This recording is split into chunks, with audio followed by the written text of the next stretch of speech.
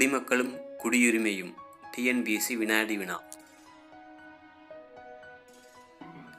குடிமகன் என்ற சொல் எந்த வார்த்தையிலிருந்து பெறப்பட்டது?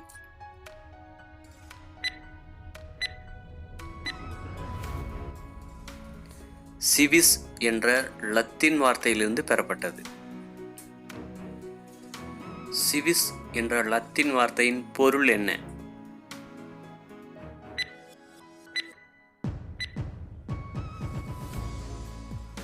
குடியிருப்பாளர் என்று பொருள். இந்திய குடியுரிமை சட்டம் இயற்றப்பட்ட ஆண்டு எது?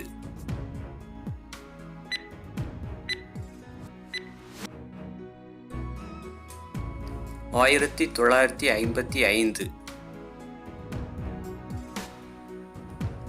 டேஸ் முதல் டேஸ் வரை இந்தியாவில் பிறந்த குழந்தைகளின் பெற்றோர் எந்த நாட்டவராக இருப்பினும் அவர்கள் பிறப்பால் குடியுரிமை பெறுகின்றனர்.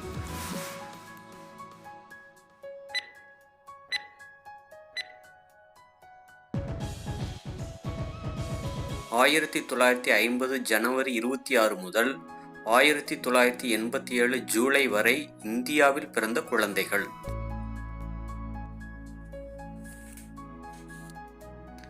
பிறப்பால் குடியுரிமை பெற டேஸ் மற்றும் அதற்கு பின் இந்தியாவில் பிறக்கும் குழந்தையின் பெற்றோரில் ஒருவர் அச்சமயத்தில் இந்திய குடிமகனாக இருத்தல் வேண்டும்.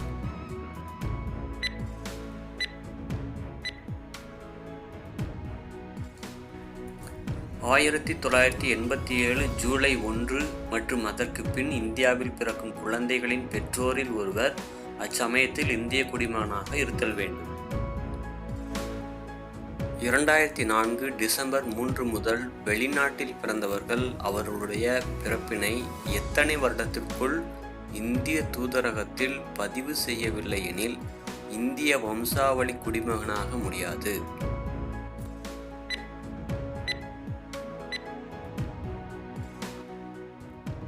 ஒரு வருடத்திற்குள்.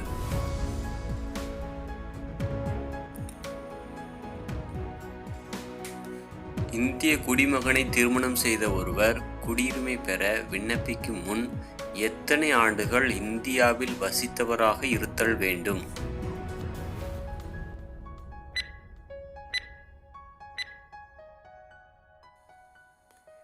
7 ஆண்டுகள் இந்தியாவில் வசித்தவராக இருத்தல் வேண்டும். இந்திய அரசியலமைப்பின் எந்த அட்டவணையில் மொழிகள் பற்றி குறிப்பிடப்பட்டுள்ளது?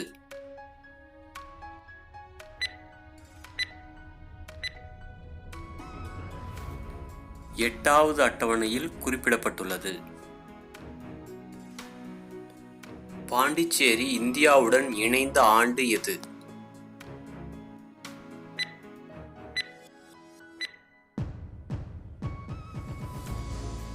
1962.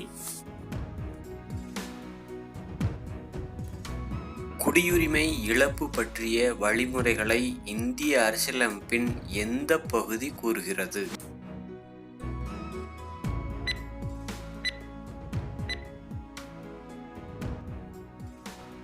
பகுதி 2 கூறுகிறது. இந்திய அரசியலமைப்பு சட்டம் நமக்கு எவ்வகையான குடியுரிமையை வழங்குகிறது?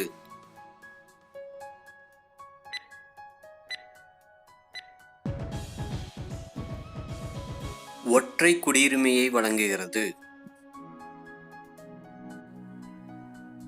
இரட்டை குடியுரிமை வழங்கும் நாடுகளுக்கு 2 உதாரணம் கூறு.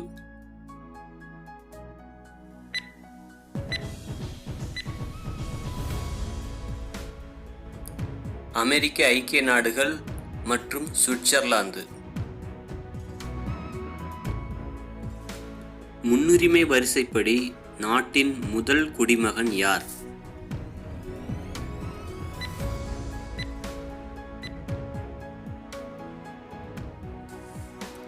குடியரசுத் தலைவர்.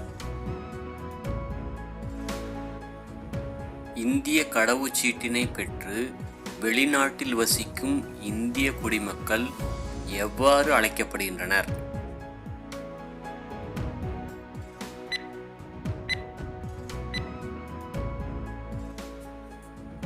வெளிநாடு வாழ் இந்தியர், அதாவது NRI, நான் ரெசிடென்ட் இந்தியன் என்று அழைக்கப்படுகின்றனர்.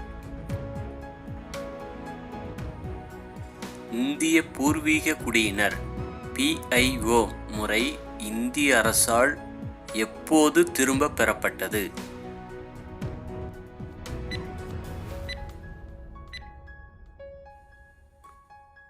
2015 ஜனவரி 9. இந்தியாவை பூர்வீகமாக கொண்ட வெளிநாட்டு குடிமகன் காலவரையின்றி இந்தியாவில் வசிப்பதற்கும் பணி செய்வதற்கும் வழங்கப்படும் அட்டை எது?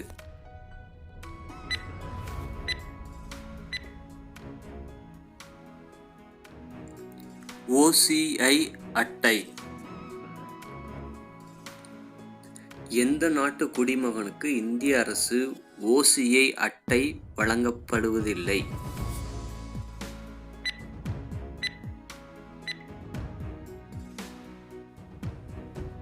பாகிஸ்தான் மற்றும் வங்காளதேசம்.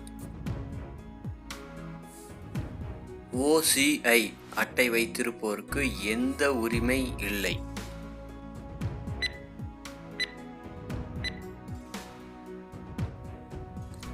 வாக்களிக்கும் உரிமை இல்லை.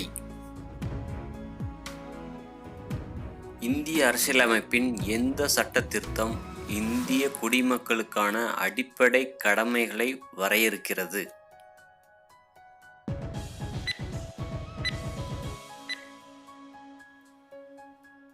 42வது சட்ட திருத்தம். வெளிநாடு வாழ் இந்தியர் தினம், அதாவது பிரவாசி பாரதிய தினம், எந்த நாளில் கொண்டாடப்படுகிறது?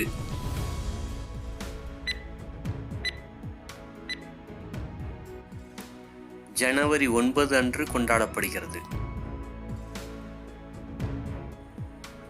வெளிநாடு வாழ் இந்தியர் தினம் இந்திய வெளியுறவுத்துறை அமைச்சகத்தால் எத்தனை ஆண்டுகளுக்கு ஒருமுறை கொண்டாடப்படுகிறது?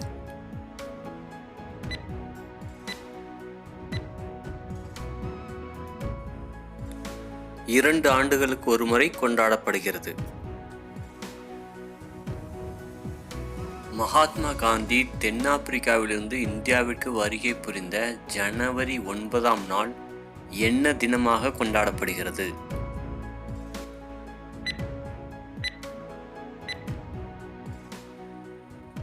வெளிநாடு வாழ் இந்தியர் தினம், அதாவது பிரவாசி பாரதிய தினம். இந்திய அரசியலமைப்பில் 8வது அட்டவணையில் எத்தனை மொழிகள் உள்ளன?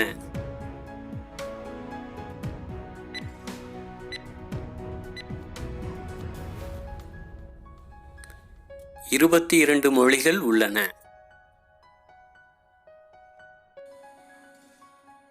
குடியுரிமை பெறுவதற்கானதாக 1955ஆம் ஆண்டு இந்திய குடியுரிமை சட்டம் பரிந்துரைக்கின்ற வழிமுறைகள் மொத்தம் எத்தனை?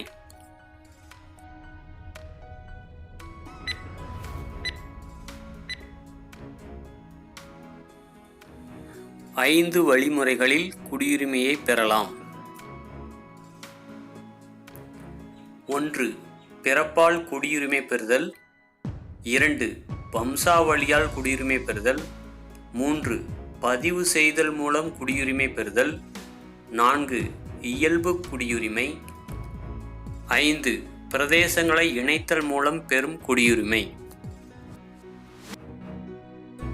ஒருவர் பூர்வீகம், பிறப்பு மற்றும் இனம் ஆகியவற்றின் அடிப்படையில் இயல்பாக பெறும் உரிமை என்ன? சட்ட நடைமுறைகளுக்கு உட்பட்டு ஒரு நாட்டின் அரசாங்கத்தால் தனி ஒருவருக்கு வழங்கப்படும் உரிமை என்ன?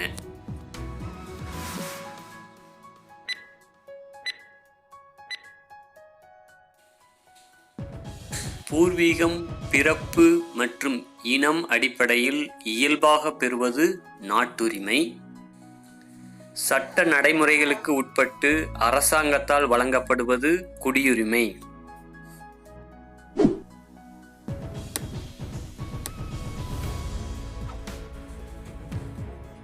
Thank you.